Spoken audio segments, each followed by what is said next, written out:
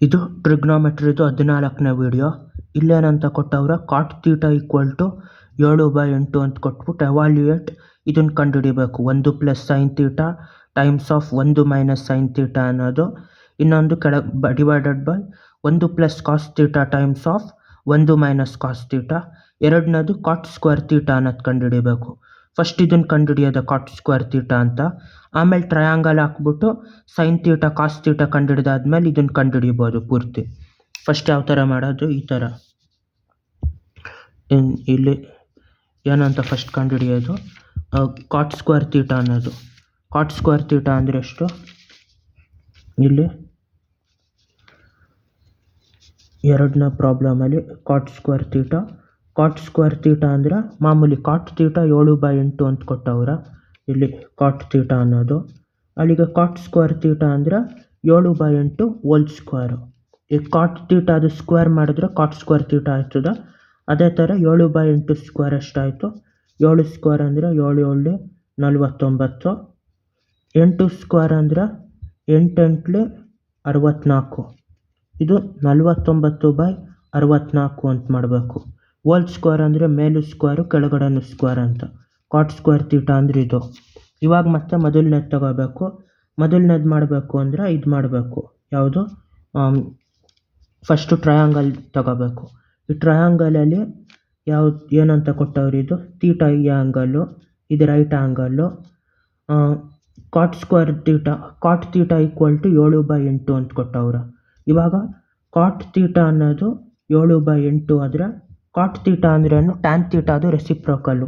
ಈ ಟ್ರಯಾಂಗಲಲ್ಲಿ ಇದು ಜಂಟಿ ಆಗಿರೋದು ಯಾವುದು, ಥೀಟಾಗೆ ಅಡ್ಜಸೆಂಟ್ ಆ್ಯಂಗಲ್ಲು, ಇದು ಆಪೋಸಿಟ್ ಆ್ಯಂಗಲ್ಲು, ಥೀಟಾಗೆ ಆಪೋಸಿಟ್ ಇರೋದು, ಇದು ಮಾಮೂಲಿ ಹೈಪೋಟೆನ್ಯೂಸ್ಸು. ಈ ಕಾಟ್ ಥೀಟಾ ಅಂದ್ರೇನು, ಟ್ಯಾನ್ ಥೀಟಾಗೆ ಆಪೋಸಿಟ್ ಬೈ ಅಡ್ಜಸೆಂಟ್ ಅಂತ ಮಾಡಬೇಕು. ಕಾಟ್ ಥೀಟಾಗೆ ಅದ್ರದ್ದು ರೆಸಿಪ್ರೋಕಲ್ಲು, ಮೇಲೆ ಕೆಳಗೆ, ಅಡ್ಜಸೆಂಟ್ ಬೈ ಆಪೋಸಿಟ್ಟು. ಇವಾಗ ಅಡ್ಜಸೆಂಟ್ ಬೈ ಆಪೋಸಿಟ್ ಅನ್ನೋದು ಎಷ್ಟಾಯಿತು, 7/8 ಆಯಿತು ರೇಷ್ಯೋ. ಅಲ್ಲಿಗೆ ಇದರಲ್ಲಿ ಕೆ ಅಂತ ತಗೋಬೇಕು ಅದನ್ನು. ಅದ್ರ ರೇಷ್ಯೋ 7/8, ಸೈಡ್ ಯಾವುದಾದ್ರೂ ಆಗಿರ್ಬೋದು, 7 8 ಆದರೂ ಆಗಿರ್ಬೋದು, ಅದು 14 16 ಆದರೂ ಆಗಿರ್ಬೋದು, ಇಲ್ಲ 21 24 ಆದರೂ ಆಗಿರ್ಬೋದು, 3/4 4 ಆದರೂ ಆಗ್ಬೋದು. ಆ ರೇಷ್ಯೋ 7/8 ಇರಬೇಕು. ಅದಕ್ಕೆ ಅಡ್ಜಸೆಂಟ್ ಅಂದರೆ ಏನಂತ ತಗೋಬೇಕು, 7K ಅಂತ, ಆಪೋಸಿಟ್ಗೆ 8K ಅಂತ ತಗೋಬೇಕು. ಅಲ್ಲಿಗೆ ಇದು 7K ಅಡ್ಜಸೆಂಟ್ ವ್ಯಾಲ್ಯೂ, ಇದು 8K. ಹೈಪೋಟೆನ್ಯೂಸ್ ಎಷ್ಟು ಅಂತ ಕಂಡುಹಿಡಿಬೇಕು. ಹೈಪೋಟೆನ್ಯೂಸ್ ಎಕ್ಸ್ ಅಂತ ತಗೊಂಡ್ರೆ ಈ ಸೈಡ್ ಸ್ಕ್ವೇರು ಈ ಸೈಡ್ ಸ್ಕ್ವೇರ್ಗೆ ಹೈಪೋಟೆನ್ಯೂಸ್ ಈಕ್ವಲ್ ಆಗಬೇಕು. 8K square plus 7K square whole ಸ್ಕ್ವೇರ್ಗೆ ಎಕ್ಸ್ ಸ್ಕ್ವೇರ್ ಸಮ ಆಗಬೇಕು. 8K ಸ್ಕ್ವೇರ್ ಅಂದರೆ 8 8 ಅಲ್ಲೇ, ಇಲ್ಲಿ 8 8 64, 7 7 49, ಇದು 64 K ಸ್ಕ್ವೇರ್ ಆಯ್ತದೆ. ಸ್ಕ್ವೇರ್ 8ಕ್ಕೂ ಆಗಬೇಕು, Kಗೂ ಆಗಬೇಕು. ಇಲ್ಲೂ ಅದೇ ಥರ 7 7 49 K ಸ್ಕ್ವೇರ್ ಅಂತಾಗಿ ಅದು ಎಕ್ಸ್ ಸ್ಕ್ವೇರ್ಗೆ ಸಮ ಆಗಬೇಕು. 64 49 ಎಷ್ಟಾಯಿತು, 113 ಆಯಿತು. 113 K ಸ್ಕ್ವೇರ್ ಅಂತಾಯಿತು. 113 K square equal to x square ಅಂತಾಯಿತು. ಎಕ್ಸ್ ಸ್ಕ್ವೇರ್ ಆ ಕಡೆ ಹೋದ್ರೆ √113 K ಸ್ಕ್ವೇರ್ ಅಂತಾಯಿತು ಎಕ್ಸು. K ಸ್ಕ್ವೇರ್ ಆಚೆ ಬಂದರೆ K ಉಳಿತು. √113 K ಅಂತಾದರೆ ಅದು ಎಕ್ಸ್ ವ್ಯಾಲ್ಯೂ. ಅಲ್ಲಿಗೆ ಇದೇನಾಯಿತು, ಎಕ್ಸ್ ವ್ಯಾಲ್ಯೂ √113 K ಅಂತಾಯಿತು. ಇವಾಗ ಅದು ಮಾಡಬೇಕು ಅಂದರೆ ಆ ಪ್ರಾಬ್ಲಮ್ ಏನೇನು ಮಾಡಬೇಕು, ಸೈನ್ ಥೀಟಾ ಮತ್ತು ಕಾಸ್ ಥೀಟಾ ಕಂಡುಹಿಡ್ಕೋಬೇಕು. ಫಸ್ಟು ಸೈನ್ ಥೀಟಾ ಅಂದ್ರೇನು, ಆಪೋಸಿಟ್ ಬೈ ಹೈಪೋಟೆನ್ಯೂಸ್ ಅಂತ ಮಾಡಬೇಕು. ಆಪೋಸಿಟ್ ಬೈ ಹೈಪೋಟೆನ್ಯೂಸ್ ಅಂದರೆ ಇಲ್ಲಿ opposite by hypotenuse. 8K by √113 K ಅಂತ ಮಾಡಬೇಕು. K ಕ್ಯಾನ್ಸಲ್ ಆಯ್ತದ. ಇದು 8/√113. ಅದೇ ಥರ ಕಾಸ್ ಥೀಟಾಗೆ ಏನಂತ ಮಾಡಬೇಕು, ಅಡ್ಜಸೆಂಟ್ ಬೈ ಹೈಪೋಟೆನ್ಯೂಸು. ಇದು ಅಡ್ಜಸೆಂಟು ಬೈ ಹೈಪೋಟೆನ್ಯೂಸು. ಇದೇನಾಯ್ತದ ಅಡ್ಜಸೆಂಟ್ ಬೈ ಹೈಪೋಟೆನ್ಯೂಸಲ್ಲಿ, ಇದು ಅಡ್ಜಸೆಂಟು 7K, ಹೈಪೋಟೆನ್ಯೂಸ್ √113. ಅಡ್ಜಸೆಂಟ್ ಯಾವುದು, 7K ಬೈ √113.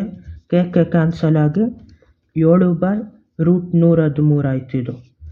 ಇವಾಗ ಇದನ್ನು ಕಂಡುಹಿಡಿಬೇಕು, ಯಾವುದು, 1 + sin theta times of 1 - sin theta divided by 1 + cos theta times of 1 - cos theta ಅಂತ. ಇವಾಗ ಯಾವ ಥರ ಕಂಡುಹಿಡಿಯೋದು ಅಂದರೆ ಇಲ್ಲಿ ಬರೀಬೇಕು ಫಸ್ಟ್ ಅದನ್ನು. 1 plus sine theta times of 1 minus sine theta divided by 1 plus cos theta 1 plus cos theta times of 1 minus cos theta ಅಂತ. ಇವಾಗ ಅಷ್ಟು ಬರೆದಾದ್ಮೇಲೆ ಇದು ಯಾವ ಫಾರ್ಮುಲಾ ಐತೆ, A plus B times of A minus B ಅಂತ ಐತೆ. ಇದನ್ನು A square minus B square ಅಂತ ಮಾಡಿದ್ರೆ 1 square minus sine square theta divided by ಇದರಲ್ಲೂ ಅದೇ ಥರ 1 plus cos theta times of 1 minus cos ತೀಟಾನು A plus B times of A minus B ಅಂತ ಆಯ್ತು. 1 square minus cos square theta ಅಂತ ಆಯಿತು. ಅಲ್ಲಿಗೆ ಇದೆಷ್ಟು ಆಯ್ತದೆ, 1 ಸ್ಕ್ವೇರ್ ಅಂದ್ರೆ 1 minus sine square theta divided by 1 minus cos square theta ಅಂತ ಆಯಿತು. ಇಲ್ಲಿ ಸೈನ್ ತೀಟಾ ಕಾಸ್ ತೀಟಾ ಅನ್ನೋದು ಸಿಕ್ತು. ಸೈನ್ ಸ್ಕ್ವೇರ್ ತೀಟಾನು ಇಲ್ಲೇ ಕಂಡುಹಿಡಿಬೇಕು. ಸೈನ್ ಸ್ಕ್ವೇರ್ ತೀಟಾ ಅಂದ್ರೆ ಏನು, 8 ಸ್ಕ್ವೇರ್ ಬೈ ರೂಟ್ 3 ಸ್ಕ್ವೇರು. ಇಲ್ಲಿ ಇದ್ರದ್ದು ಹೋಲ್ ಸ್ಕ್ವೇರು. 8 ಸ್ಕ್ವೇರ್ ಅಂದರೆ 8 8 64 ಬೈ ರೂಟು ಸ್ಕ್ವೇರು ಕ್ಯಾನ್ಸಲ್ ಆಯ್ತದೆ 113. 64 ಬೈ 113 ಅನ್ನೋದು ಸೈನ್ ಸ್ಕ್ವೇರ್ ತೀಟಾ. ಅದೇ ಥರ ಕಾಸ್ ಸ್ಕ್ವೇರ್ ತೀಟಾ ಅಂದರೆ ಎಷ್ಟು, ಇಲ್ಲಿ 7 ಬೈ ರೂಟ್ 13 ಐತೆ. ಹೋಲ್ ಸ್ಕ್ವೇರ್ ಮಾಡಿದಾಗ 7 ಸ್ಕ್ವೇರ್ 49, ಸ್ಕ್ವೇರ್ ರೂಟ್ ಕ್ಯಾನ್ಸಲ್ ಆಗಿ ಅದು 113. 49 ಬೈ 113 ಅಲ್ಲಿಗೆ ಇದು 1 minus sine square theta 64 by 113 divided by 1 minus 49 by 113.